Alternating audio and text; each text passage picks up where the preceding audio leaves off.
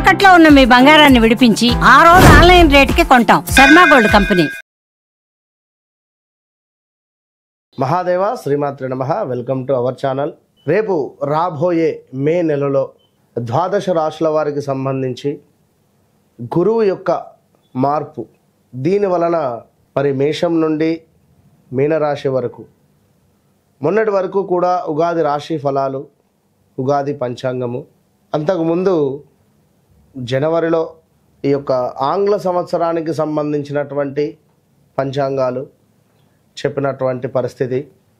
So ఇప్పుడు ఏమిటి అంటే విశేషంగా అందరూ ఎప్పుడా ఎదురు చూస్తూ ఉండేటువంటి ఈ యొక్క గురుగ్రహం మార్పు. సో ఉగాది రానే వచ్చింది. అయినప్పటికీ ఇట్టి ఉగాదిలో కొన్ని రాశుల వారికి బాగుందని చెప్పారు, కొన్ని రాశుల వారికి బాగాలేదు అని చెప్పారు. ఏవైతే బాగుంది అని చెప్పినటువంటి వారికి ఇప్పటికీ కాస్త బాగాలేని పరిస్థితి ఎదుర్కొంటూ ఉన్నారు. ఎవరైతే బాగుంది అని చెప్పన్నారో, బాగా లేదు అని అన్నారో వారికి కొంతమేర బాగుంది. సో ఓవరాల్గా చాలా అంటే చాలా పెద్ద గ్రహము గురుగ్రహము. మనకు 2024 3వ నెల 4వ నెలలో మార్పు చెందినటువంటి గ్రహము.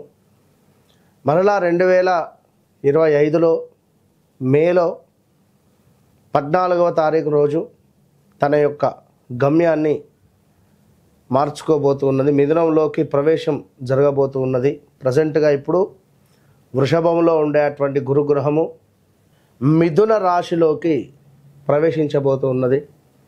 ఎట్ ద సేమ్ టైం రాహుకేతువుల మార్పు కూడా ఇదే మే నెలలో జరుగుతూ ఉన్నది. సో ఒక శనైశ్చరుడు మారడము, ఒక గురుగ్రహము మారడము ఎంత అవసరమో, ఎట్ ద సేమ్ టైం రాహువు కేతువు మార్పు వలన చాలా అంటే చాలా ఎక్సలెంట్ మార్పులు రాబోతున్నవి ఈ యొక్క ద్వాదశ రాశుల్లో. అందులో ముఖ్యంగా మేషరాశి, మీనరాశి, ఎట్ ద సేమ్ టైం సింహరాశి.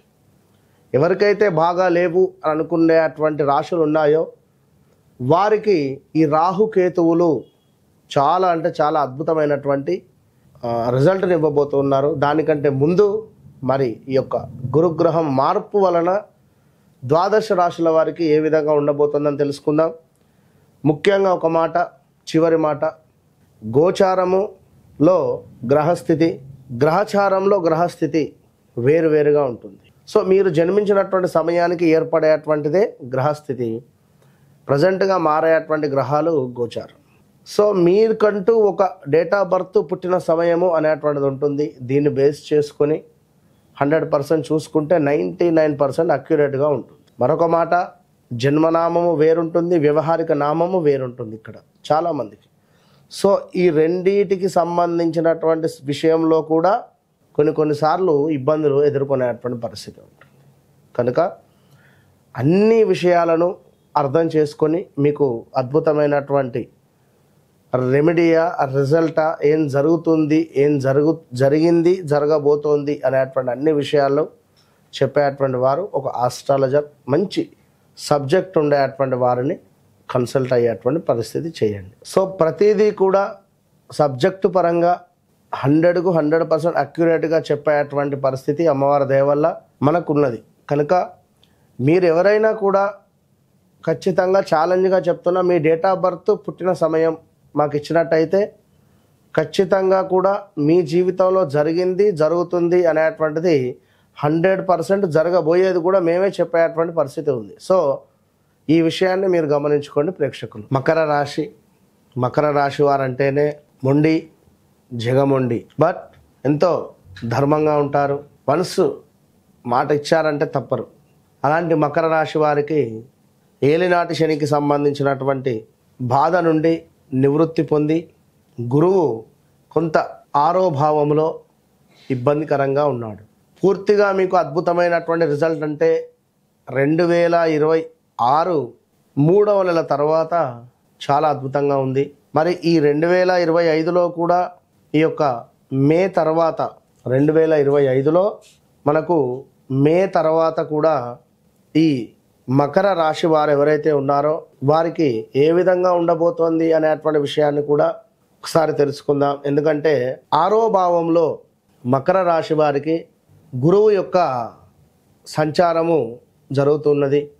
సో మకరము నుండి 6వ భావము మిథునం అవుతూ ఉంటుంది. మనకు మకరము నుండి 6వ భావము మిథునము అయ్యేటువంటి సందర్భాలలో ఇక్కడ ఉద్యోగాలలో మార్పిడి, అనూహ్యమైనటువంటి ఆపదలు, అంటే ఎవరిదో వెహికల్ తీసుకువెళ్ళి యాక్సిడెంట్ గురవ్వడం కానీ, లేదా అది ఖరాబ్ అవ్వడం కానీ, లేదా అనుకోకుండా మనకు ఫలానా వద్ద దర్శనం ఉంటుంది అని చెప్పి అక్కడికి వెళ్ళిన తర్వాత దర్శనం లేకపోవడం కానీ, లేదా ఈ కోటాలో ఇది బంద్ అయిపోవడం, ఇది కొన్ని అంటే అన్ఎక్స్పెక్టెడ్గా కొన్ని అనూహ్యమైనటువంటి ఆపదలు మనకు వచ్చే పరిస్థితి ఉంటుంది. సో అదేవిధంగా మరొకటి ఏమిటి అంటే ఉద్యోగానికి సంబంధించి స్ట్రెస్ ఎక్కువగా కూడా ఉంటుంది. ఎక్కువగా స్ట్రెస్ అవ్వడము, పిల్లలతో కొంత గొడవలుగా ఉండడం, ఇంట్లో కానీ బయట కానీ, మీ భార్యకు కానీ భర్తకు కానీ కొంత హెల్త్ రిలేటెడ్ ఇష్యూస్ రావడము. అదేవిధంగా మకర రాశికి సంబంధించినటువంటి తల్లితో కొంత మనకు ఇబ్బందికరమైనటువంటి సంఘటనలు, గొడవలు ఏర్పడేటువంటి పరిస్థితులు. సో జాగ్రత్తగా ఉండండి.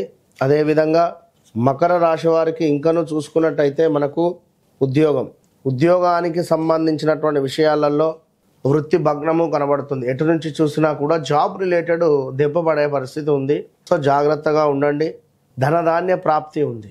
ఎవరైతే ఇక్కడ వ్యాపారస్తులు, చిరు వ్యాపారస్తులు అధికంగా వారి యొక్క శ్రమను పెట్టుబడిగా పెట్టి పండిస్తున్నారో పంటలు, వారికి అద్భుతంగా లాభదాయకంగా ఉంటుంది. దీంతో పాటుగా కొంత పనిచేసే చోట మాత్రం మీ పై అధికారుల నుండి చివాట్లు అయితే ఉన్నవి, అదైతే గమనించుకోండి.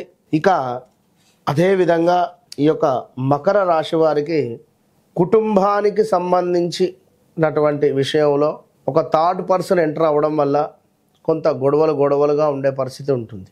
అదేవిధంగా కుటుంబంతో కలిసి తీర్థయాత్రలకు వెళ్ళే పరిస్థితి కనబడుతుంది. మీ యొక్క రావాల్సిన ధనం ఏదైతే ఉందో వచ్చే పరిస్థితి కనబడుతుంది. దీంతో పాటుగా ఎవరైతే స్పోర్ట్స్ కోటాలో స్పోర్ట్స్ రిలేటెడ్ ఉన్నారో వారికి అద్భుతమైనటువంటి పథకాలు కానీ, అద్భుతమైనటువంటి పేరు ప్రఖ్యాతలు కానీ వచ్చే పరిస్థితి అయితే గోచరిస్తుంది. సో మకర రాశి వారు కొంత గురువు యొక్క అనుగ్రహం పొందాలి అంటే దత్తాత్రేయ స్వామి అనుగ్రహాన్ని పొందండి. ఖచ్చితంగా మంత్రాలయం కానీ, లేదా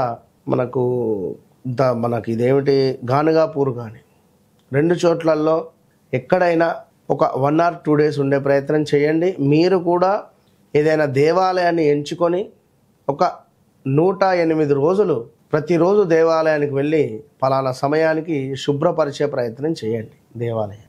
దీనివల్ల గురువు యొక్క అనుగ్రహాన్ని పొందబోతున్నారు. సో మనకు ఓవరాల్గా ఒక్క 1 పాయింట్ మాత్రమే గురువు బాగుంది. 30 డిగ్రీలలో ఓవరాల్గా 20 మనకు బాగాలేదు, 10 ఓకే. సో ఈ 10 ఓకే అంటే 20 కూడా ఓకే చేసుకోవాలి అనుకుంటే తప్పకుండా మీ వ్యక్తిగత జాతకాన్ని పరిశోధించుకోవాలి. వ్యక్తిగత జాతకంలో ఒకవేళ మంచి దశ అంతర్దశలు నడుస్తూ ఉన్నాయి అనుకుందాం. సో ఇప్పుడు నడిచేటువంటి యొక్క గోచారాన్ని మనము పట్టించుకోవాల్సినటువంటి అవసరం లేదు. అదే వ్యక్తిగత జాతకంలో కూడా 12వ భావమో 6వ భావమో 8వ భావమో నడవడం వల్ల, లేదా ఈ భావాలపై వేరే గ్రహాల దృష్టి ఉన్నా కూడా కొంత మనకు ఇబ్బంది కలిగించేటువంటి సంఘటనలు ఉండబోతుంటాయి.